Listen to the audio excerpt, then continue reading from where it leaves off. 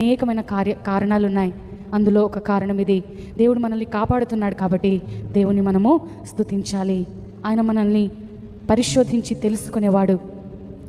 చాలామంది పైరూపాన్ని చూస్తారు, కానీ వారి అంతరంగం ఏ విధంగా ఉందో తెలియలేని పరిస్థితి. అయితే దేవుడు మన పైరూపాన్ని చూడడు, ఆయన బాహ్య రూపాన్ని చూడడు, కానీ నీ ఆంతరంగిక రూపాన్ని ఆయన చూసి ఆనందించేవాడు. ఆనందపరిచేదిగా నీ యొక్క హృదయం ఉంటుందా? దేవుని ఆనందపరిచే బిడ్డగా నువ్వు ఉంటున్నావా? నీ క్రియల ద్వారా, నీ తలంపుల ద్వారా, నీ మాటల ద్వారా, నీ యొక్క సాక్ష్యము ద్వారా ప్రభుని మహిమపరిచే బిడ్డగా నువ్వు ఉంటున్నావా?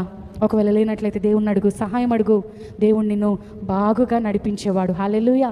ప్రతి విషయంలో ఆయన సహాయముని నీకు అందించి దేవుడు కార్యం చేస్తాడు. ఎందుకంటే ఆయన మనల్ని బాగుగా ఎరిగినవాడు. హల్లెలూయా.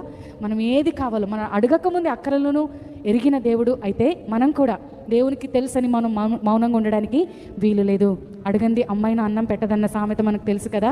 మన నోర్లు తెరిచి అనగా మన స్వరము తెరిచి ప్రభువుని అడిగినప్పుడు అడుగుడి మీకు ఇవ్వబడునన్న వాక్యము పూర్తి అవుతుంది. మనం అడగాల.